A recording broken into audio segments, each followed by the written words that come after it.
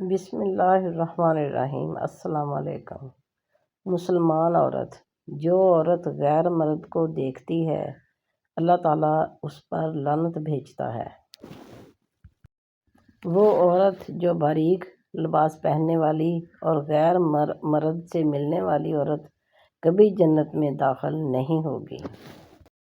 جو عورت اپنے شوہر کو اللہ کی راہ میں بھیجے وہ جنت میں اپنے شوہر سے 500 سال پہلے جائے گی۔ حاملہ عورت کی 2 رکعت نماز دوسری عورتوں کی 70 رکعت سے بڑھ کر ہے۔